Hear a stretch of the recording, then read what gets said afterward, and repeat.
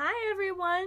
Thank you for joining me today. I am so excited to take you through this journey of writing romance, The Pillars of Jane Austen. My name is Madeline Bell. I am a writer and story coach.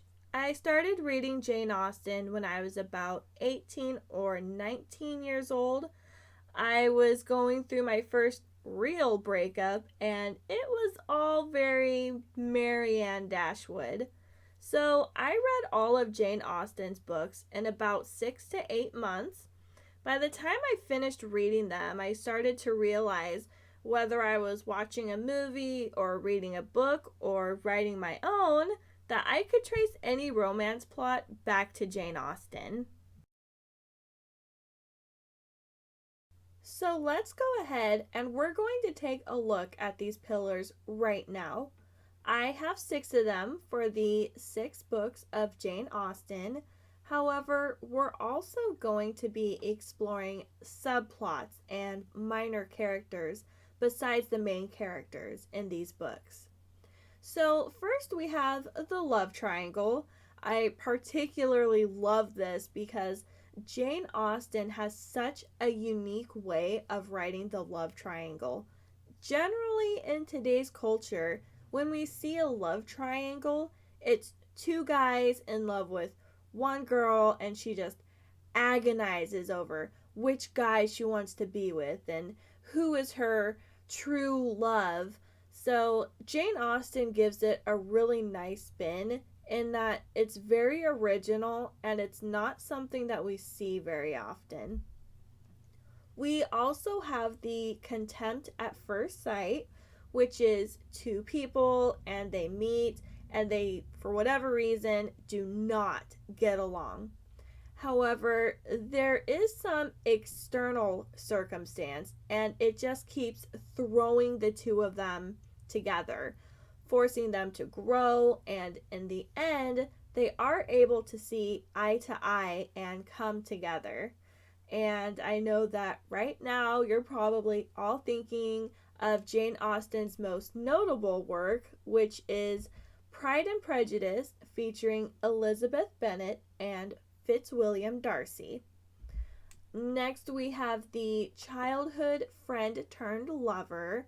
2 people, often best friends, they grow up together, and one day, out of the blue, or maybe there is a catalyst leading up to this, they just realize that they are madly in love with each other. And next on the list, there is the long suffering heroine, which is exactly what it sounds like. This is someone who is often driven by their morals and their convictions, and those will often be challenged in their stories. The deeper meaning heroine, this is somebody who almost misses out on love entirely because they are so focused on what they feel is their calling or what is going to fulfill their purpose in life. They're constantly looking for the deeper meaning behind everything, from their hobbies to their careers to a new business to travel and adventure. But it's something that they are investing heavily in, to the point where they don't see this great person standing in front of them and they almost miss out on this great love. And finally, we have the long lost lovers. These were 2 people who were forced apart. It could be that external conflict tore them away from each other, or it could be internal conflict where they were just too young, they were immature, and they ended up going their separate ways, and for whatever reason, they were just never able to reconcile. But something happens in these stories, usually external, that brings these 2 people back together, and something has changed in these characters that has allowed them to come together and love each other in a way that they were not able to do before. We're also going to be looking at the internal struggle versus the external struggle. An example of an internal struggle could be Mr. Darcy wrestling with his pride, while an external struggle would be Anne Elliot's father squandering the family fortune and causing upheaval. We're also going to be doing a breakdown of the heroines. The nurturer, someone who takes care of others, the innocent heroine who is often taken advantage of, the feisty heroine who speaks her mind, and we're also going to be looking at Austen's version of the career heroine and the seductress. And we're also going to be looking at Jane Austen's leading men. We have the alpha hero, someone who takes charge and is authoritative. The beta hero, they're the friend first and are emotionally fluent.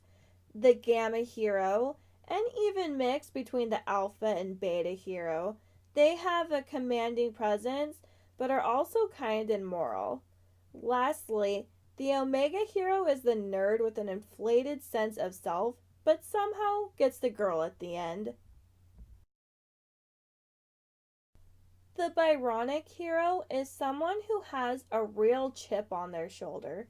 It can stem from a traumatic past or their own pride getting in the way. We're also going to look at the anti hero, someone who is capable of feeling remorse and regret, yet will always make the selfish decision.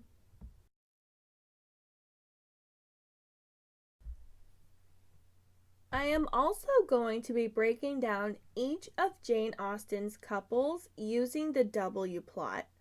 So you can see it on the screen there in front of you. However, this is not a true W plot.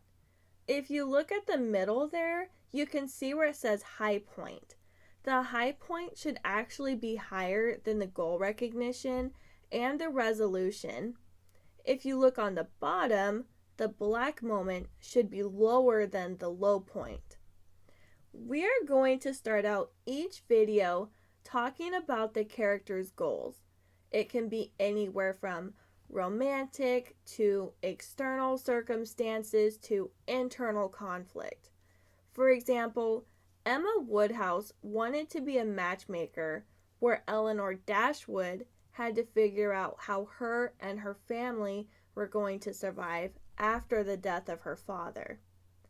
Then we're going to present an initial barrier. This is going to be the first conflict these characters run into while trying to accomplish their goals. Then they're going to experience the low point, in which the character experiences their first failure. A subplot could be introduced, which might bring them down even lower, but it's going to trip them up somehow. Then we move on to the barrier reversal, where we discuss how the characters reverse their fortunes and how they move forward to the high point, which is either their first success, a good first step, or an external influence coming in and causing the character to forget about their problems and finally be happy. Then we drop down to the rug pull.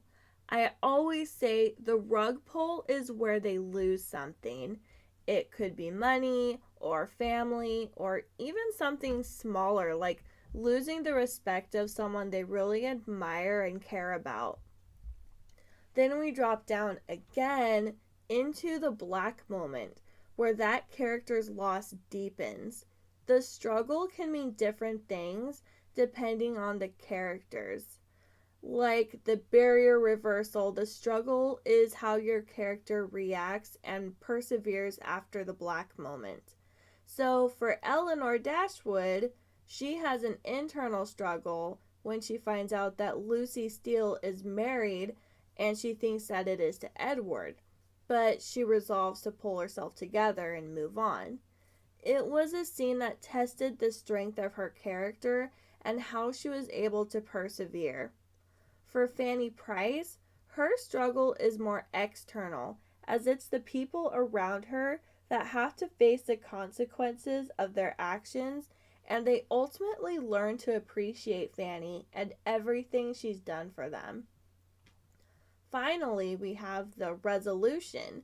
We take all the loose ends, we tie them up, and give the characters their happy endings.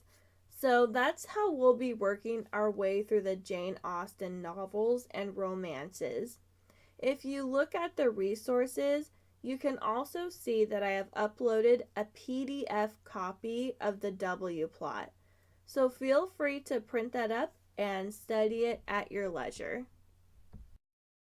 Before I conclude this video, I wanted to go over the material I had put together for your use. We have a PDF of the W plot that we just went over.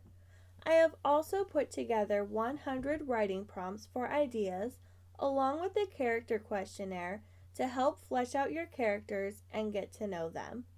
There are also story prompts that you can use after each module as exercises.